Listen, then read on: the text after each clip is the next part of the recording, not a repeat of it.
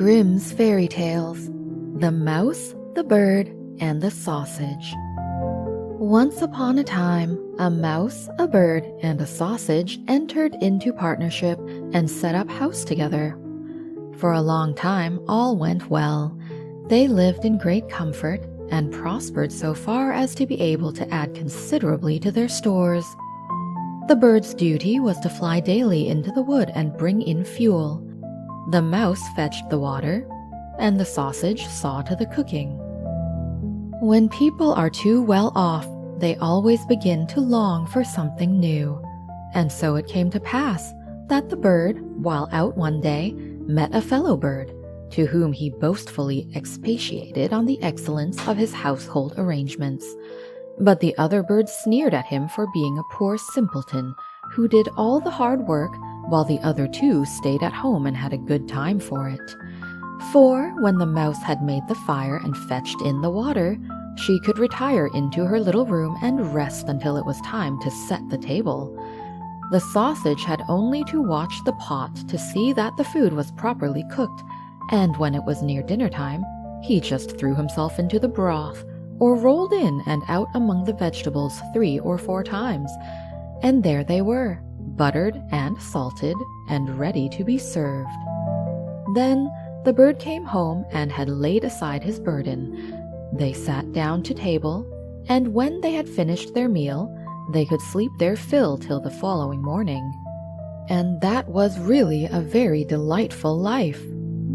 Influenced by those remarks, the bird next morning refused to bring in the wood, telling the others that he had been their servant long enough, and had been a fool into the bargain, and that it was now time to make a change, and to try some other way of arranging the work. Beg and pray as the mouse and the sausage might, it was of no use. The bird remained master of the situation, and the venture had to be made. They therefore drew lots, and it fell to the sausage to bring in the wood, to the mouse to cook, and to the bird to fetch the water. And now what happened? The sausage started in search of wood. The bird made the fire, and the mouse put on the pot. And then these two waited till the sausage returned with the fuel for the following day. But the sausage remained so long away that they became uneasy, and the bird flew out to meet him. He had not flown far, however, when he came across a dog who, having met the sausage, had regarded him as his legitimate booty, and so seized and swallowed him. The bird complained to the dog of this barefaced robbery, but nothing he said was of any avail, for the dog answered that he found false credentials on the sausage, and that was the reason his life had been forfeited. He picked up the wood and flew sadly home, and told the mouse all he had seen and heard. They were both very unhappy, but agreed to make the best of things and to remain with one another. So now the bird set the table, and the mouse looked after the food, and, wishing to prepare it in the same way as the sausage, by rolling in and out among the vegetables to salt and butter them, she jumped into the pot.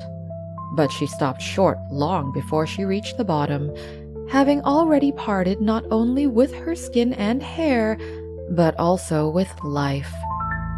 Presently, the bird came in and wanted to serve up the dinner, but he could nowhere see the cook. In his alarm and flurry, he threw the wood here and there about the floor, called and searched, but no cook was to be found. Then some of the wood that had been carelessly thrown down caught fire and began to blaze. The bird hastened to fetch some water, but his pail fell into the well, and he after it, and as he was unable to recover himself, he was drowned.